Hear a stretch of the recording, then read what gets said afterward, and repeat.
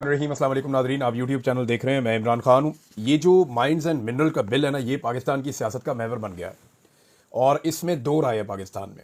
दोनों चीज़ें मैं आपके सामने रखता हूँ। आज कुछ हकायक आपको मैं बताऊँगा। जिन लोगों ने इस पर बड़ी डिटेल में काम किया वो काम भी मैं आपके साथ शेयर करूँगा। कुछ सहाफ़ियों ने इस बिल को, इसके मंदरजात को, इसके अंदर जो चीज़ें उनको पढ़ा है और उन्होंने बताया कि फ्यूचर में क्या होने वाला है और ये बिल क्यों मंजूर करवाया जा रहा है, इसमें जल्दी क्या है। एक राय ये है कि बिल को फौरी तौर पर मंजूर किया जाए और जल्द अज जल्द इस काम को मुकम्मल किया जाए। काबीना ने इसके अंदर जो बहुत जल्दबाजी दिखाई है खैबर पख्तूनख्वा की। और दूसरी राय यह है कि अभी जल्दबाजी ना की जाए, तसल्ली से इसको देखा जाए, इमरान खान साहब से मशवरा भी किया जाए, उसके बाद इस बिल को मंजूर करने या ना करने का फैसला किया जाए। अब जो पहली राय है उसमें एस्टेब्लिशमेंट, हम सब जानते हैं कि उनका इसके अंदर एक रोल है। आर्मी चीफ ने मुलाकात भी की अमरीकी वफद से और उनके साथ माइंस एंड मिनरल्स के ऊपर बात भी की। जबकि जो एलामिया बाद में जारी हुआ उसमें बताया गया कि अमेरिका ने जो पाकिस्तान की मादनियात की पॉलिसी है उस पर इत्मीनान का इजहार किया आर्मी चीफ के साथ मुलाकात में।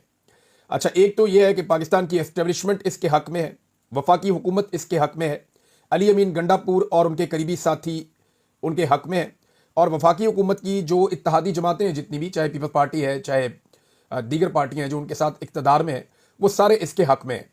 दूसरी जानिब इस बिल के खिलाफ कौन है? पाकिस्तान तहरीक इंसाफ की क़यादत का एक बड़ा हिस्सा इसके खिलाफ है। पाकिस्तान तहरीक इंसाफ के वोटर और सपोर्टर्स इसके खिलाफ हैं। बहुत सारे MNAs इसके खिलाफ आवाज़ उठा चुके हैं। वो लोग जो इमरान खान साहब के बड़े डाई हार्ट साथी हैं वो भी खिलाफ हैं। इमरान खान साहब की फैमिली ने, उनकी बहनों ने इसके खिलाफ मौक़िफ़ लिया है। अपोजिशन का जो इत्तेहाद है, खासतौर पर महमूद खान अचकज़ई साहब, अल्लामा राजा नासिर अब्बास साहब, इन लोगों की तरफ से भी यही खबर है कि वो भी इसके खिलाफ है। कबायली अमायदीन जो है खैबर पख्तूनख्वा के, वो भी इसके खिलाफ है। अब हर मामले के ऊपर खैबर पख्तूनख्वा की हुकूमत जो कहती है कि हम जरगा बुलाएंगे, चाहे अफगानिस्तान के साथ मुज़ाकरात का मामला हो, खैबर पख्तूनख्वा के किसी इलाके में ऑपरेशन का मामला हो, अमन व अमान के दीगर मामलात हों, हर चीज़ के अंदर ये बात की जाती है कि हम कबायली जरगा बुलाएंगे। तो ये खैबर पख्तूनख्वा का जेवर है, ये खैबर पख्तूनख्वा की मादनियात है। इन वसाइल पर जो पहला हक है वो खैबर पख्तूनख्वा के कबाइल का है, वहाँ के लोगों का है। तो इस पर कबायली जरगा क्यों नहीं बुलाया जा रहा, ये भी एक बड़ा सवाल है। मेरे ख्याल में कबायली जरगा बुलाना चाहिए। वहाँ पे ये फैसला होना चाहिए कि आया ये जो मादनी वसाइल हैं इनके ऊपर ये नया बिल लाने की ज़रूरत है या नहीं है, क्योंकि इससे पहले बिल मौजूद है और इससे पहले कानून भी मौजूद है। और अब एक नया कानून बनाने के पीछे रीज़न क्या है उस पर हम बात कर लेते हैं। लेकिन पहले चंद बयानात जो मैं आपके सामने रखूँगा। जिन लोगों ने बिल पर गौर किया है, इनमें एक टीम है हमारी इस्लामाबाद में दोस्तों की, रज़ी ताहिर साहब हैं, हरमीत सिंह साहब हैं, कुछ और दोस्त हैं उसके अंदर। इन्होंने इसके ऊपर तहकीक की और कुछ इंफॉर्मेशन इन्होंने जारी की है। ये बिल उजलत में पास करना गलत है, वो लोग ये कह रहे हैं, और खैबर पख्तूनख्वा के अवामी वसाइल जो है उनके साथ ज्यादती है। सबसे पहले सलमान अकरम राजा साहब का स्टेटमेंट मैं आपके सामने रखता हूं ताकि एक एक करके सारे बयानात आपके सामने आ जाएंगे, तो आपको अंदाजा हो जाएगा कि इस बिल के ऊपर कौन क्या कह रहा है और किसकी पोजीशन क्या है। सलमान अकरम राजा साहब इस बिल के बारे में कहते हैं कि सूबाई हुकूमत को माइंस एंड मिनरल्स बिल भिजवाकर हुक्म दिया गया है कि उसे इतने दिनों में पास करवा लें। ये तरीका नामुनासिब है, यानी ये तो दबाव डाला गया ना, बताया गया कि जी बिल आ गया आपके पास, बिल भिजवाया गया है। यानी ये दावा यह है कि ये बिल उन्होंने खुद नहीं बनाया, खैबर पख्तूनख्वा की गवर्नमेंट ने, उनको ये बिल भिजवाया गया है और भिजवा कर ये कहा गया है कि इतने दिनों के अंदर आप ये बिल पास करवा लें। यानी ये एक दबाव है जो बिल उनको भेजा गया। तो सलमान अकरम राजा साहब का मौक़िफ़ इसके अंदर एक ये है। दूसरा इसके अंदर शहबाज गिल साहब का मौक़िफ़ है। शहबाज गिल साहब का कहना है कि मैंने ये बिल पढ़ा है और इसको समझा है, माहिरीन से बात की है। मेरी नाकस ख्याल में खैबर पख्तूनख्वा मिनरल्स बिल जो है इसमें खान साहब की रिहाई और कैद, ये दोनों की चाबी है। जर्नल्स को मादनियात चाहिए, इन्हीं मादनियात को दिखाकर आलमी बरादरी से खान की तवील कैद पर रजामंदी मांगी जाएगी। बिल को खान की रिहाई तक किसी सूरत पास मत करें। मुझे लगता है कि जब तक मिनरल बिल पास नहीं हो जाता खान की मुलाकात को बंद रखा जाएगा। इन्हीं मिनरल्स को सस्ते दामों बेचकर इमरान खान जैसे हीरे को जेल में रखने का सौदा आलमी साम्राज्य के साथ किया जाएगा। यह मामला इतना सादा नहीं। गौर करें, नून लीग इस बिल की हमायत कर रही है। देखें, अब अगर इसको सिंप्लीफाई करें ना तो वो कहना क्या चाह रहे हैं, मैं आसान अल्फाज में बताता हूं।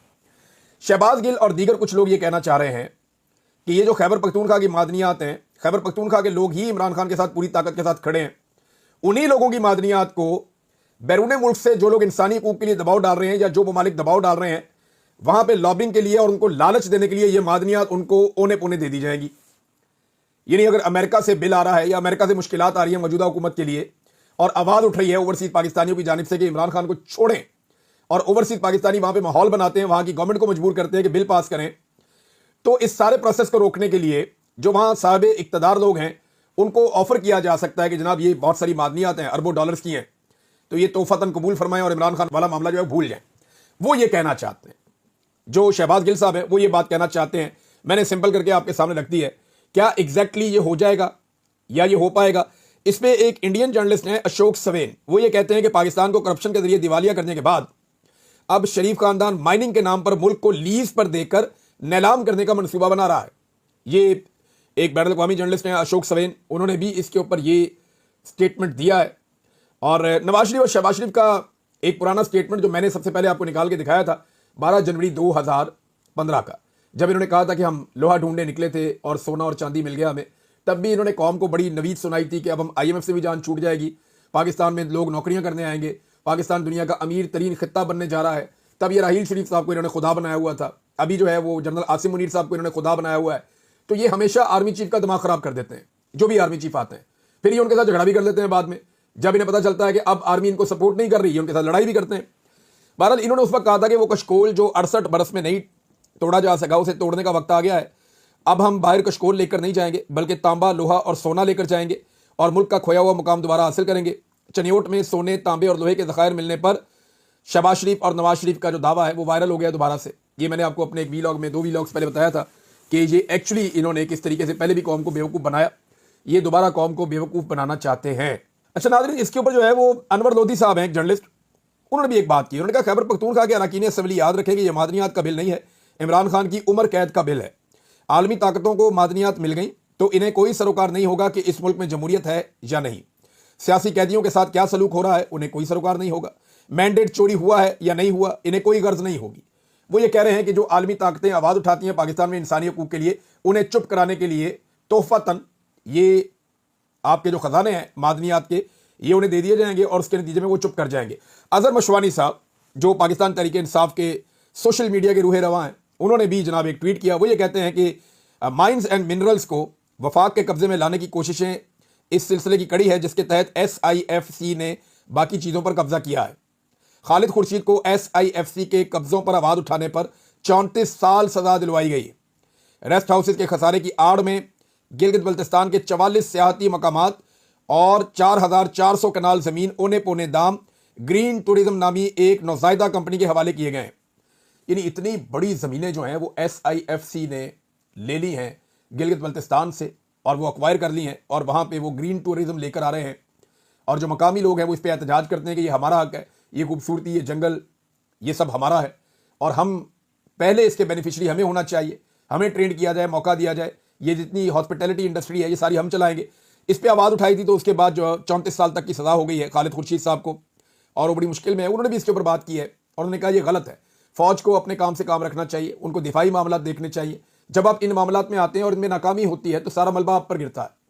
जब आप ज़राअत के अंदर आएंगे और गंदम महंगी होगी, आटा नहीं दस्तयाब होगा, गंदम का बहरान होगा तो लोग आपको जिम्मेदार कहेंगे। जब आप मादनियात के शोबे में आएंगे, मुल्क का कर्जा नहीं उतरेगा तो लोग आपको जिम्मेदार कहेंगे।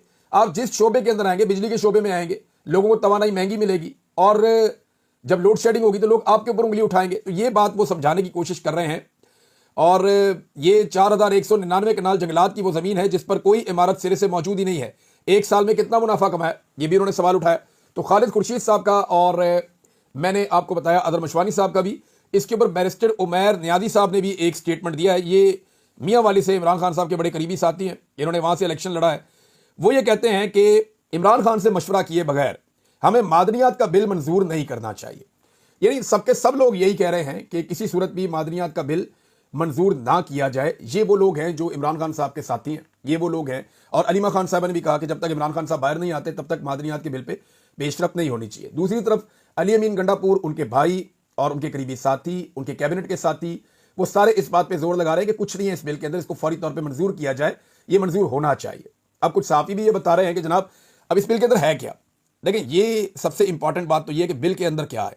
बिल के अंदर जनाब हुसैन नदीम साहब ने एक इसके ऊपर तहकीक की है और उन्होंने इसको थारोली जब पढ़ा तो उसके बाद वो ये बताते हैं कि अगर इस बिल को आप पढ़ते हैं तो आपको ये पता चलता है कि एक ऐसी मरकज़ी अथॉरिटी बनाई जा रही है और ताकि कवानीन, क़वायद व ज़वाबित और एहतसाब या जो जवाबदेही आपको देनी होती है, इन सारी चीज़ों को नज़रअंदाज कर दिया जाए और SIFC के इख्तियार के अंदर चीज़ें चली जाएँ। और SIFC जो है वो खैबर पख्तूनख्वा की मादनी सनत का कंट्रोल संभाल ले और मिलिट्री के लिए, मिलिट्री एस्टेब्लिशमेंट के लिए इसमें एक जगह बन जाए। ये बिल्कुल ऐसे ही है जैसे पंजाब और सिंध के अंदर और बलूचिस्तान में बड़े हिस्सों पर ज़मीन पर कब्जा किया गया है, या कि हॉस्पिटैलिटी इंडस्ट्री जो है उसमें गिलगित बल्तिस्तान के अंदर जो है GB में वो बहुत बड़ा कब्जा किया गया है।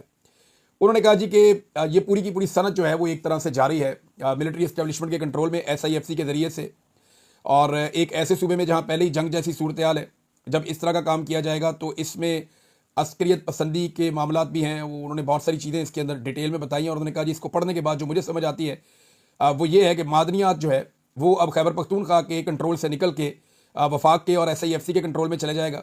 तो नाज़रीन, ये मामला है सारा का सारा इस बिल का, माइन एंड मिनरल्स बिल का।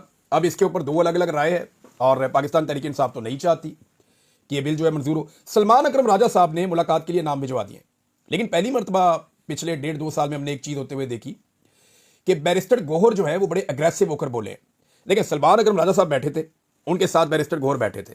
सलमान अकरम राजा साहब ने जो सवालात उठाए वो बैरिस्टर गौहर के साथ बैठकर उठाए और उन्होंने कहा कि जब इमरान खान की बहनें बाहर सड़क पर बैठी हैं, जब हमें ज़बरदस्ती रोक दिया गया है, जिनके नाम थे मुलाकात के लिए उन लोगों को बाहर रोक दिया गया, तो बाकी लोगों को अंदर जाके इमरान खान से मुलाकात के लिए जल्दी नहीं करनी चाहिए थी।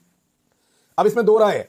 कुछ लोग कहते हैं जिन्होंने मौका मिले जाके मिलो तो सही, लेकिन बाकी लोग ये कहते हैं कि वो एस्टेब्लिशमेंट तय करती है कि कौन मिलेगा और कौन नहीं मिलेगा। तो जब एस्टेब्लिशमेंट किसी को अंदर भेजती है तो वो असल बात अंदर जाने नहीं देती और अंदर की बात बाहर आने नहीं देती। बैरिस्टर गौहर साहब ने ये सारी बातें बैठ के सुनी थी सलमान अकरम राजा साहब के साथ। उस वक्त वो कुछ नहीं बोले क्योंकि उनकी तबीयत ही ऐसी, वो नहीं बोलते। लेकिन फिर उन्हें जो है वो किसी ने होश दिलाया, किसी ने उनको ताकत का इंजेक्शन लगाया और उन्हें कहा कि बोलिए जनाब, आपको पार्टी का चेयरमैन लगाया गया, आप पार्टी के चेयरमैन हैं, लिहाजा ये तो मौका है, आप बोलिए सलमान अकरम राजा के खिलाफ। तो फिर उसके बाद वो बड़ा खुलकर बोले, जनाब मैंने टिकट दिया है सबको, मैं पार्टी में मजबूत हूं, मैं किसी को क्यों जवाब दूं, मुझे सारे जवाब देंगे। तो बड़ा जबरदस्त तरीके से, जोरदार तरीके से पहली मरतबा हमने देखा जनाब बोलते हुए मोहतरम को। इससे पहले हमने कभी नहीं देखा। और एस्टेब्लिशमेंट का एक चैनल है सोशल मीडिया का, उन्होंने उसको रीट्वीट भी किया। यानी अब जरा खुल के सामने आने का वक्त आ गया उनके भी, बैरिस्टर गौहर का, और उन्होंने एस्टेब्लिशमेंट के एक चैनल को रीट्वीट भी किया। और वहां से रिक्वेस्ट आती रहती है मुख्तलिफ साफियों को, मुख्तलिफ लोगों को कि हमारे चैनल को रीट्वीट करें, जरा इसकी रीच बढ़े, क्योंकि चैनल के ऊपर जो है वो बजट बहुत ज्यादा लगा दिए, लेकिन काम हो नहीं रहा, बयानियां बन नहीं रहा, इवन उसकी रीच ही बिल्कुल खत्म हो गई है चैनल की। तो अब वो पाकिस्तान तहरीक इंसाफ के रहनुमाओं को कहते हैं कि हमें आगे इंटरव्यू दे दो। अभी एक डिजिटल चैनल है जो एस्टेब्लिशमेंट के जरिए कंट्रोल चलता है, उसके ऊपर आदम सवाती साहब को भी देखा गया और अभी जो है वो एक रीट्वीट किया बैरिस्टर गौहर साहब ने। तो वो बेचारे रिक्वेस्टें करते रहते हैं कि जनाब हमारा रीट्वीट कर दें। सहाफ़ियों को भी कहते हैं, जिन लोगों के पास पाकिस्तान तहरीक इंसाफ के लोग हैं उनको भी कहते हैं कि आप रीट्वीट कर दें, इसको जरा वायरल करें थोड़ा सा। तो बेचारे कोशिश करते रहते हैं। डिजिटल चैनल तो उन्होंने बना लिया है, करोड़ों अरब रुपया लगा भी दिया है, लेकिन अभी तक उसका आउटकम कुछ नहीं आया। सलमान अकरम राजा साहब भी डट गए, वो ये कह रहे हैं जवाब तो देना पड़ेगा कि आप हमें छोड़ के अंदर कैसे चले जाते। देखिए, इसमें पाकिस्तान तहरीक इंसाफ की जो क़यादत है ना, वो बैठ के भी इस चीज़ को तय कर सकती है। वो इस बात को बैठ के तय कर सकती है कि जनाब तय कर लेते हैं कि जिनके नाम दिए जाएंगे फिर वही अंदर जाएंगे, बाकी लोग अंदर नहीं जाएंगे। वरना इस तरह तो ये हमेशा शक ही रहेगा, लोग मशकूक बनते रहेंगे कि एस्टेब्लिशमेंट जिसको चाहती है उसको अंदर भिजवा देती है इमरान खान साहब से मिलने। और इमरान खान साहब ने खुद कहा नियाज़ुल्लाह नियाज़ी साहब के बकौल कि जनाब जिसको मैं मिलना चाहता हूं उन्हें अंदर भेजते नहीं, और जिन्हें मैं नहीं बुलाता उनको अंदर भेज देते हैं मिलने के लिए। अब बैरिस्टर गौहर साहब को मिलने में इमरान खान साहब की क्या दिलचस्पी होगी। बैरिस्टर गौहर साहब से सवाल किया सहाफ़ियों ने, और बार बार सवाल किया, लगभग 6-7 मरतबा सहाफ़ियों ने सवाल किया, उन्होंने जवाब नहीं दिया। सहाफ़ियों ने पूछते रहे कि क्या आपने इमरान खान को ड्रोन हमले के बारे में बताया, क्या आपने इमरान खान को ड्रोन हमले के बारे में आगाह किया। तो जो इमरान खान साहब से लोगों ने मुलाकातें की हैं, उन्होंने इमरान खान साहब को ना तो ड्रोन हमले के बारे में बताया है और ना ही इमरान खान साहब को ये माइंस एंड मिनरल्स बिल, जिसके तहत खैबर पख्तूनख्वा की जो मादनियात हैं वो मुबैना तौर पर कंट्रोल में चली जाएंगी। वफाक के बहुत हद तक बहुत सारी चीज़ें उनके कंट्रोल में भी आ जाएंगी, कुछ चीज़ें इंडिपेंडेंट हो जाएंगी और उनके ऊपर जो है वो निगरानी खत्म हो जाएगी, खैबर पख्तूनख्वा की हुकूमत का कंट्रोल कम हो जाएगा। ये दावे किए जा रहे हैं इस हवाले से। तो ये इसके बारे में भी इमरान खान साहब को नहीं बताया गया। इमरान खान साहब के पास तो जेल में बहुत वक्त है, ये 130 सफ़े पहुंचा दें उन्हें, इमरान खान साहब पढ़ लेंगे। लेकिन एस्टेब्लिशमेंट इमरान खान साहब की मुलाकात नहीं करवा रही। कोशिश ये है कि ये बिल पास हो जाए इमरान खान साहब से मुलाकात होने से पहले पहले, इससे पहले कि इमरान खान को पता चल गया। और अगर इमरान खान ने कहीं कह दिया कि ये बिल पास ही नहीं करना, तो फिर तो सारे चाहे उल्टे लटक जाए सीधे लटक जाए। अगर ये सारे चाहेंगे भी तो बिल पास नहीं कर सकेंगे। एमपीएस ने वोट ही नहीं डालना, और जो एमपीए वोट डालेगा फिर वो अपने हल्के में नहीं जा सकेगा खैबर पख्तूनख्वा में। ये मैं अच्छी तरह जानता हूं। तो इस वक्त जो है वो जिंदगी और मौत का मसला बना हुआ है। अली अमीन गड्ढापुर साहब के पास बकौल सलमान अकरम राजा साहब के ये टारगेट है कि आपने इतने दिन में बिल पास करवाना है। वो बेचारे जोर लगा रहे हैं, कोशिश कर रहे हैं, लोगों को कह रहे हैं हमारी नीयत बहुत अच्छी है, हम बहुत अच्छा काम करने जा रहे हैं, लेकिन अब लोग मानने के लिए तैयार नहीं है। मामला जो है वो मशकूक हो गया, जैसे कि नहरों वाला मामला है। इस पर डॉक्टर आरिफ अलवी साहब का मुबैना तौर पर स्टेटमेंट है। डॉक्टर साहब ये कहते हैं, सदर थे पाकिस्तान के, जरदारी साहब से पहले, वो कहते हैं मेरे पास भी ये मामला आया था दरिया सिंध में नहरें निकालने वाला, मैंने साफ इनकार कर दिया था।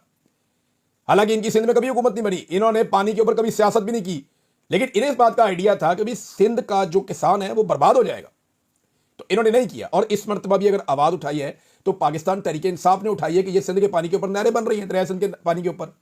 और उसके बाद पीपल्स पार्टी जो है, पहले उन्होंने खुद अप्रूवल दी। आसिफ अली जरदारी साहब की मीटिंग के मिनट्स मौजूद हैं, जिसमें जरदारी साहब ये कहते हैं कि ये नहरें जल्द अज जल्द निकाली जाएं, अच्छी क्वालिटी की निकाली जाएं, इनके पुश्ते पक्के किए जाएं, ताकि दरिया सिंध का पानी चोलिस्तान के सहरा के अंदर प्रॉपर टाइम पे पहुंचे, जहां पे SIFC के जेरे निगरानी रिटायर्ड मिलिट्री जनरल्स खेतीबाड़ी कर रहे हैं, वहां पे ये पानी फौरी तौर पे पहुंचाया जाए। ये तो जनाब जरदारी साहब का ऑर्डर है। अब सिंध के अंदर ये पानी जाना था, सिंध के लोगों का नुकसान होना था, जरदारी साहब को उस वक्त नहीं पता था, सब पता था। मामला खुल गया और खुलने के बाद अब बेटा खड़ा उस तरफ, अवाम के साथ कभी खड़ा होता है इस तरफ। वो इतना तंग आ गए बेचारे के, बाप अस्पताल में चला गया, बेटा दुबई में चला गया। उन्होंने कहा जान छुड़ाओ, खुद ही करो जो करना है, हमारी जान छोड़ो। लेकिन जो सिंध के अवाम है वो डट गए, वो एहतजाज कर रहे हैं, वकला भी एहतजाज कर रहे हैं। वो कह रहे हैं हमारा पानी आप चूस लेंगे तो हमारे पास क्या रहेगा, हम तो ग़िज़ाई किल्लत का शिकार हो जाएंगे। नाज़रीन एक और खबर है, और वो खबर ये है कि खबर क्या है नाज़रीन, गंद है, बदबूदार किस्म का घटिया। एक आदमी को यहां पे इन्होंने लगाया था इंफॉर्मेशन मिनिस्टर। मुझे एस्टेब्लिशमेंट से सिर्फ एक बात पूछनी है कि ये आपकी चॉइस है।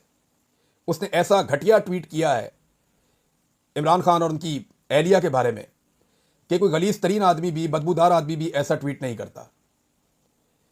यानी आपने कभी इमरान खान से किसी की निजी जिंदगी के अंदर तो नहीं वो घुसता, या कभी आपने ये देखा हो कि कभी किसी ने, किसी लीडर ने ऐसे किया हो, या किसी और सहाफ़ी ने ऐसा किया हो। यानी इतनी घटिया और बदबूदार हरकत, और ऐसे आदमी को चूज किया बाकायदा, ऐसे आदमी का इंतखाब किया गया बाकायदा कि इसको इंफॉर्मेशन मिनिस्टर बनाना है। इमरान खान के बुग़्ज़ में इन्होंने सारा गंद मुल्क का इकट्ठा कर दिया, और हर गंदे शख्स को जो है वो इन्होंने कोशिश की कि इसको नवाज दें। हर बुरे शख्स को इन्होंने इस्तेमाल किया इमरान खान के बुग़्ज़ में, इमरान खान के खिलाफ। तो मैं ये एस्टेब्लिशमेंट से जानना चाहता हूं कि ये आपकी चॉइस है। जरा अपने गिरबान में झांकें, इस आदमी का ये स्टेटमेंट पढ़ें, आपको शर्म आ रही है या नहीं आ रही। अब भी आपको ये सोचना चाहिए कि आपने इस मुल्क के साथ किया क्या है। या तो आपको शर्म आनी चाहिए, या फिर हमें यह मानना पड़ेगा कि आपकी सोच वही है जो फातिमा जिन्ना के खिलाफ थी। आज भी आपकी सोच वही है जो बेनज़ीर भुट्टो की नंगी तस्वीरें फैलते वक्त आपकी सोच थी। आपकी सोच वही है, आपकी सोच बिल्कुल नहीं बदली। उसी घटिया ज़हनियत के साथ आज भी आप पाकिस्तान की सियासत को कंट्रोल कर रहे हैं। नाज़रीन कुछ और खबरें आपके साथ बाद में शेयर करूंगा। मेरे ख्याल में यहाँ इतना ही काफ़ी, अब तक के लिए इतना ही। अपना ख्याल रखिए।